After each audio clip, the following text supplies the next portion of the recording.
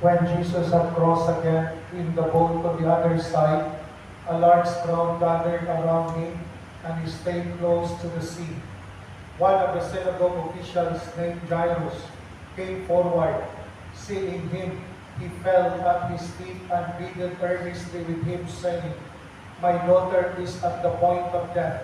Please come lay your hands on her, that she may get well and live." He went off with him, and a large crowd followed him and pressed upon him. There was a woman afflicted with hemorrhages for 12 years. She had suffered greatly at the hands of many doctors and had spent all that she had. Yet she was not helped, but only grew worse. She had heard about Jesus and came up behind him in the crowd and touched his cloak. She said, "If I but touch his clothes, I shall be cured." Immediately her flow of blood dried up. She felt in her body that she was healed of her affliction. Jesus, aware at once that power had gone out from him, turned around in the crowd and asked, "Who has touched my clothes?" But his disciples said to Jesus, "You see how the crowd pressing upon you, and yet you ask, 'Who touched me?'" And he looked around to see who had done it. The woman, realizing what had happened to her, approached in fear, trembling. She fell down before Jesus and told him the whole truth. He said to her, "Daughter, your faith has saved you. Go in peace and be cured of your affliction." When he was still speaking, people from the synagogue official's house arrived and said, "Your daughter has died. Why trouble the teacher any longer?" Disregarding the message that was reported, Jesus said to the synagogue official, "Do not be afraid, just have faith." He did not allow anyone to accompany him inside except Peter, James, and John, the brother of James. When they arrived at the house of the synagogue official, he caught sight of a commotion, people weeping and wailing loudly. So he went in and said to them, "Why this commotion and weeping? The child is not dead, but asleep." And they ridiculed him. Then he put them all out. He took along the child's father and mother and those who were with him and entered the room where the child was. He took the child by the hand and said to her, "Talitha kum," which means, "Little girl, I say to you, arise." The girl, a child of 12, arose immediately and walked around. At that, they utterly astounded. He gave strict orders that no one should notice and said that she should be given something to eat. The Gospel of the Lord. Praise to you, Lord Jesus Christ. God is a God of life.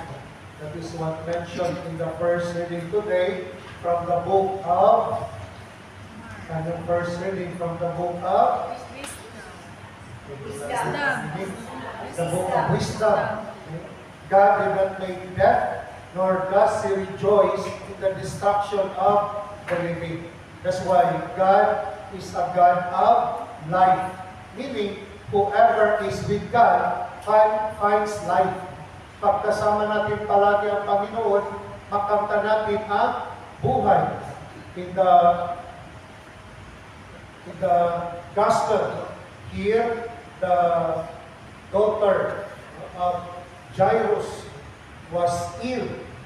So Jairus, who is Jairus, synagogue official. So may kapangyarihan. Meaning, he has authority, synagogue official, a Jew with higher authority.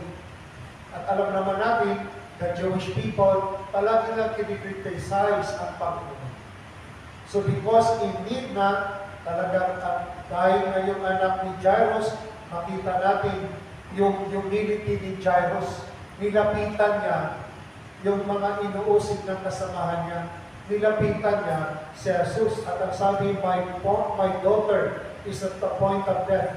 please come and lay your hands on her, that she may get well and live. Yung pagpakumbaba pala, nawala na yung pride ni Jairus. Baka hindi na siya natakot, sabihin sa kasamahan niya, bakit tumapit ka sa kanya? Diba? Hindi naman tunay na Diyos yan. Pero nagpakumbaba si Jairus at nilapitan ang Panginoon. And that was also a reminder for us. Pag nagpakumbaba tayo, may buhay din sa atin. Pag nagpakumbaba tayo, nagpatawad, na-restore yung buhay, yung relationship. Tulad ni Jairus, nagpakumbaba, hindi niya iniisip yung kanyang pagpa-opisyal, hindi niya iniisip yung kanyang being a Jew, na talagang nagpakumbaba just for the sake of her daughter. I think ganun yung mga magulang, di ba? Para lang sa mga anak talagang gagawin lahat. Tulad ni Jairus. At tama ang ginawa ni Jairus, pinuntahan niya ang author ng buhay, Jesus, the giver of life. And another point also, that yung about the humility of this woman who was suffering for hemorrhages for how many years? Diba? 12 years. At yung dahil nagpakumbaba siya, that's why faith humbles. Pag meron pananampalataya, nagpakumbaba, talagang ginawakan niya. Remember, siya ay babae, at ang kultura at that time, siyempre, pag hawakan mo yung lalaki, parang against the culture niya. Okay? Pero talagang may courage siya. If I but touch the clothes, I shall be cured. Maski mahawakan man lang yung damit ni Jesus, gagaling na ako. That's the power of faith. Hawakan ko lang. Diba sabi lang niya, kung mahawakan ko lang. At yung dumaan niya yung Panginoon, hinawakan niya, anong nangyari sa kanya? Gumaling siya. Diba? So, remember, sabi niya, kung mahawakan ko lang. Hindi pa naman sinabi later on na yun. Yung gumaling na siya, kasi sinabi ni Jesus, sino to touch me? At sabi niya, malagang kita mo, dami ng tao dyan. Yung napansin ng Panginoon, there was power gone out of him. Pero before that, sa kanya yung nanggaling. Diba? Kung maawakan ko lang, gagaling na ako. Gagaling na ako. Because of faith, because of kanyang faith, she was healed. At yung lumapit na siya, kasi lumapit na siya sa Panginoon, sabi ni Jesus, daughter, your faith has saved you. Go in peace and be cured of your affliction. So sometimes ganun din pag nagdadasal tayo. We have to believe. Pinagaling siya, I'm sure this woman, baka naging disipulo din ng Panginoon. Baka sumunod siya ng Panginoon. Tulad ni Jairus, yung na-witness niya, dahil pag-uwi na nga, diba? Namatay ng anak ni Jairus. Baka si Jairus, naging alaga din ng Panginoon. Ibig sabihin, yung gumaling na sila, ginamit nila yung kanilang energy para sa Panginoon. So, like this woman, that's why, as they experience the healing of God, naging instrument, naging channel din sila na ipahayag ang kabutihan ng Panginoon. That God is our healer. Pagdating na din doon, diba? Pagdating na doon sa bahay ni Jairus, anong nangyari? Anong news na sumalubong sa kanila? Anong sinabi? Do not bother your daughter. Wala na. Siyempre, baka taranta yun si Jairus. Pero sabi ng Panginoon, do not be afraid. Just have faith. Tulad ng babae, faith. Sabi niya, kung mahawakan ko lang. That's why tayo, di ba? Kultura natin Pilipino, pag nagdadasal, kung hinahawakan. May connection. Kasi pag the power, parang may the power of touch. Di ba? Pag malungkot ka, umiyak ka, tapos niyakap ka, parang mawala kayo yung lungkot na power of touch. Ganun din yung ating tradisyon pag nagdadasal ng santo, hinahawakan. Si Joseph, San Lorenzo, Mama Mary, the power of touch. So, here, sabi dito, do not be afraid, just have faith. Naniwala ka lang. That's why faith can raise the dead. Sabi ng Panginoon, by the power of His word, talita ko, little girl, I say to you, arise. Bumangon ba yung mata? Yes. Hindi pa bumangon. Tulog pa rin kayo. Bumangon ba yung bata? Diba? Nabuhay. Little girl, arise. He is not dead. Kasi pinakita dito, Jesus, God is not a God of the dead, but of the living. Kay Kristo, lahat ay buhay.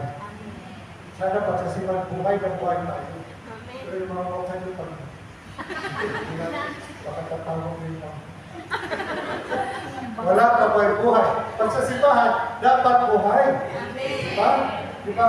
God is not a God of the dead, but the God of the living. He does not rejoice in the destruction of the living. Hindi natutuwa ni Lord, hindi natutuwa ang Panginoon if we are persecuted, if we die of our faith. So, sa Diyos, lahat ay buhay. Kung makilang asalubong, sa patay na yung anak mo. Kung napansin niyo yung gospel, di ba? Pagpasok nila, sabi ng pag-white is commotion and weeping. The child is not dead, but asleep. Di ba? The child, sabi ni Jesus. And they ridiculed him. Parang pwede ka, ano ka? Ano na, oh? Yan, pinagtawa na. Pero, the power of the word of Jesus, talita ko, little girl, I say to you, arise. And the girl, a child of 12, arose immediately. The power of, ibig sabihin, ang salita ng Diyos, nagbibigay buhay. Okay? Maganda pag nalungkot tayo, dapat ang salita ng Diyos ang babasahin. Dahil ang salita ng Diyos ay nagbibigay buhay. Pag nalungkot ka o nakita nyo sa Facebook palagi, nakakalungkot doon. Maraming maritis doon. Pero pag basahin natin ang salita ng Diyos, nagbibigay buhay. Pero sometimes, Satan na, because of envy, sabi dito sa verse, but by envy of the devil that entered the world. Kasi gusto ko magbasa, di ba? Napansin nyo? Gusto ko magbasa ng Biblia. Ito talaga may humihila sa iyo. Ito na. Mag-rinig lang yung phone. Ayun, nagsismisa sa oras. Pero pag gusto kong magdasal, punta ka ng sign ko. May tumawag, mag-text. Ay, birthday pa, mag-barbecue tayo. Hila ka. Pero dapat punta ka kay Lord because pagsasimbahan, nagbibigay buhay. Diba? Pagkatao sa kalima. Sana dali? Nagpag-itlog, wala ng buhay. Pero pag nanggaling sa sign home, saan galing sign home? Amen. Tignan mo, mamaya, may buhay pa rin yan na mag-chismisa. Okay, so, the gospel today reminds us that God is a God of life. Si Jesus ay Diyos ng buhay. Ibig sabihin, pagkasama natin ang Diyos, palaging may buhay. Kung may problema ka man, huwag kang mag-alala. Kasama mo si Lord, nagbibigay buhay. Imagine, namatay na. Diba? May sakit 12 years. Binigyan ulit ng buhay. Namatay yung bata, binigyan ulit ng buhay. Jairus, diba? Synagogue official, maybe he was one of those who criticized Jesus. Pero yung naranasan niya yung buhay, I'm sure may conversion din si Jairus. So ibig sabihin, as we experience life, maranasan natin yung buhay, sana magpasalamat tayo sa Panginoon. Ito yung inner, daily conversion natin. As we experience life, sana may pagbabago din. Tayo rin dapat magbibigay buhay na. Hindi na tayo maninira ng buhay. Dapat magbibigay buhay. Sabi mo sa katabi mo, magbigay buhay ka. Magbigay buhay ka. God is not a God of death, but a God of life.